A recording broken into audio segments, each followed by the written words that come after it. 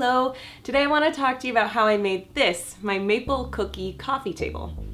I didn't make a video about it when I made the table, but I did do a photo step-by-step tutorial that I will link in the description, and I'll tell you all about it now. This table started out as a chunk of maple. It was a diseased tree on my parents' property that had to come down, and they had a guy come out and cut it up into pieces. It's called a cookie because it's a crosscut of the whole tree, whereas a slab is cut the long ways with the grain.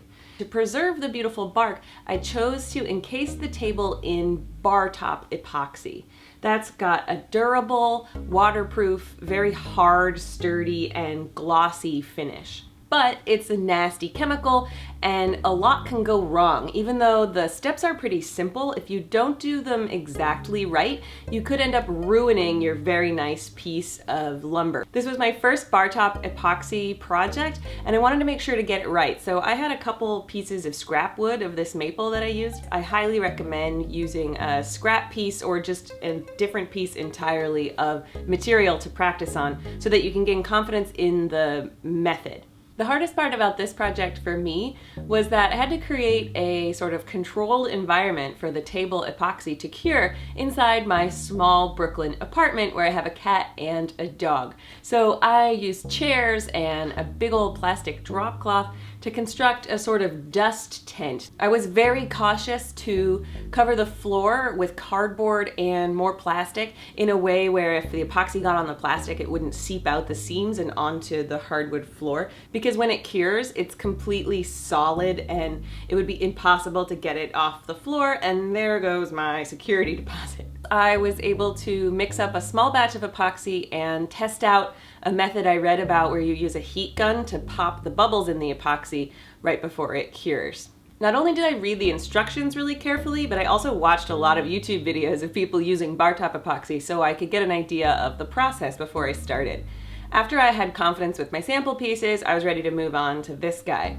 The first thing I did was polyurethane the underside because the epoxy on the top and the sides is going to prevent moisture from getting in there, but if the bottom's untreated, it could absorb moisture, humidity from the air, and eventually bow out and ruin the table. So I put on a couple coats of polyurethane on the bottom, and then I drilled some holes in it where I would attach the lag bolts for the hairpin legs that I ordered online. They came as raw steel, so I finished them off with a little bit of liquid. That's an oil painting medium. You could also use clear spray paint or lacquer, anything to keep the air away from the raw metal so it doesn't rust.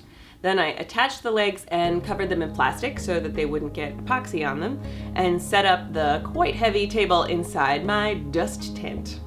The epoxy requires at least 2 coats. The first one is called a seal coat, and it can have an uneven surface as long as it gets into all of the cracks, and that's pretty critical for the bark around the edge of the table. It's what the final coat will stick to, and the next coat is called the flood coat, and it's much thicker and it will self-level to give you that really shiny surface. Now, one hiccup in my design is that the table has a hole in it. That disease that the maple tree had went all the way through this chunk of wood. So I had to try to seal it up with hot glue or epoxy on the underside, and that didn't work. When I poured epoxy in the hole, it went all the way through. So you really have to prepare for the unexpected in terms of where the epoxy will go in order to prevent catastrophic damage to your property and to make sure you can stay focused on doing a good job instead of freaking out about cleaning up a big mess. Fortunately, the hole is kind of small on the bottom, so that first coat did close up the opening so that I was able to mix up another little batch to fill in the hole before I put on my final flood coat. I didn't want to fill the hole in the table and do the flood coat at the same time, and here's why. The epoxy, when you mix it, has an exothermic reaction, and the more of it that there is in the container, the hotter the reaction will be, which shrinks the epoxy. The same goes for when you put it in any cavities in your wood. It's going to shrink as it cures, which would give you like a concave surface. So I filled this cavity separately and got that concave surface, then the flood coat went on and sort of self-leveled. If you look really carefully, you can still see a slight warp in the surface, but it's pretty flat. Then I did the same thing with the heat gun where I popped all the bubbles, and I didn't worry so much about the drips on the edges. You're supposed to be able to file and sand them off later, which a year and change later I still haven't done yet. The epoxy really brings out the color of the grain of this spalted maple. It's called spalted because it has various points in history the tree got a black fungus and then grew past it, resulting in these dark lines at the rings. It's very fancy. I had a blast making this table and the result is just gorgeous. I love using it.